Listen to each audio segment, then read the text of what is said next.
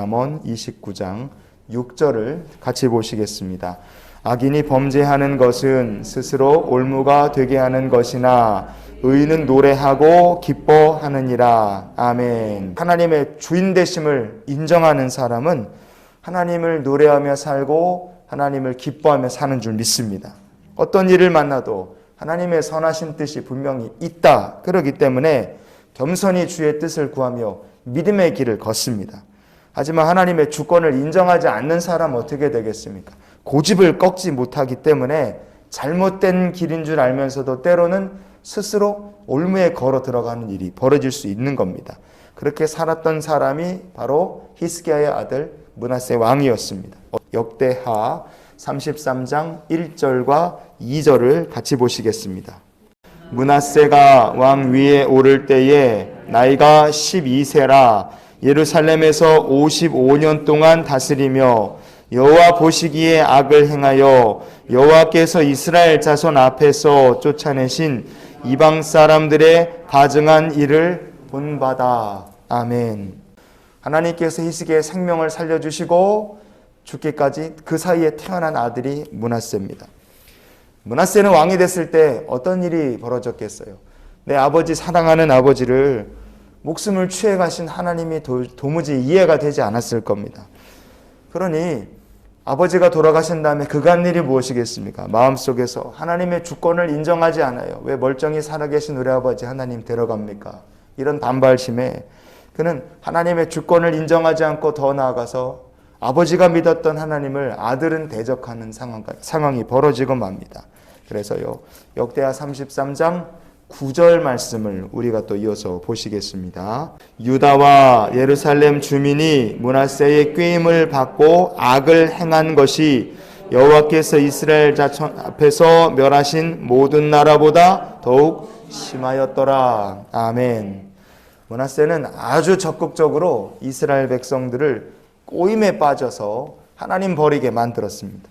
아버지 히스기야 시대의 부흥을 기억하는 사람들이 생생히 남아있고 이스라엘에는 믿음의 증인들이 아직 많이 있었습니다. 그런데도 불구하고 이스라엘을 타락시키기 위해서 므낫세는 물불 가리지 않고 무시무시한 죄악들을 저질렀어요. 열왕기하 21장 4절과 5절을 우리가 같이 한번 보시겠습니다. 또 여호와의 성전 두 마당에 하늘의 1월 성신을 위하여 제단들을 쌓고, 므낫세는 하나님이 계시겠다 때 약속하신 거룩한 성전 마당에다가 우상들을 위한 제단을 떡하니 쌓아놨습니다. 나중에 요시야 왕이 신앙개혁을 합니다. 이 요시야 왕이 신앙개혁을 할 때 제일 먼저 한 일이 뭐냐? 자기 할아버지 므낫세가 만들어 놓은 우상의 제단을 1차로 그냥 제일 먼저 부수고 빻아서 가루를 만들어서 기드론 시내가에 뿌려버렸어요. 얼마나 하나님께서 그것을 싫어하실지 그 눈뜨고 못 볼 일을 므낫세가 평생에 우상을 숭배하며 그렇게 이방 예배를 드린 겁니다. 왕이 이러고 사니까 백성들이 기뻐하겠습니까? 하나님도 안 기뻐하시고 백성들도 기뻐하지 않아요. 그러니 므낫세가 한 일이 뭐겠습니까? 어마어마한 짓을 저질러요. 열왕기하 21장 16절 말씀을 우리가 이어서 보시겠습니다. 여호와께서 보시기에 악을 행한 것 외에도 또 무죄한 자의 피를 심히 많이 흘려 예루살렘 이 끝에서 저 끝까지 가득하게 하였더라. 아멘. 왕이 자기 국민을 이렇게 많이 죽일 이유가 뭐가 있겠습니까? 자기를 반대하는 사람이겠죠. 그러면 이렇게 므낫세가 죽인 무죄한 사람들은 어떤 사람들이냐? 그들이 히스기야 시대부터 믿음을 지킨 사람들이고 왕이 우상 숭배하는 것을 비난하던 사람들을 가차없이 이렇게 많이 죽인 것이라 우리가 볼 수 있습니다. 결국에 와서 므낫세의 인생이 어떻게 됐느냐? 역대하 33장 10절 말씀을 우리가 오늘 말씀의 결론으로 보기 원합니다. 여호와께서 므낫세와 그의 백성에게 이르셨으나 그들이 듣지 아니하므로. 아멘. 하나님께서 므낫세를 찾아오셨어요. 므낫세를 포기하지 않으셨습니다. 여러 방법으로 그의 마음을 권면하셨습니다. 그러나 므낫세는 끝까지 듣지 않았어요. 왜? 교만이 있고 마음속에 하나님의 주권을 인정하지 않기 때문에 므낫세는 결국에 올가미 속으로 자기 스스로 들어가는 인생이 되고 말았습니다. 성도 여러분, 사람에게는요 확증 편향이라는 게 있습니다. 그게 뭐냐? 내가 이렇게 똑똑하고 내가 이렇게 뭐 세상 사는 거 다 알아요. 그래서 내가 이렇게 결정을 내린 건데 내가 잘못했을 리가 없다. 그런 생각을 사람이 마음속에 갖게 되는 그 순간부터 그 사람은 기름을 지고 불로 들어가라 그래도 틀리지 않다고 생각하고 고집을 꺾지 못하게 됩니다.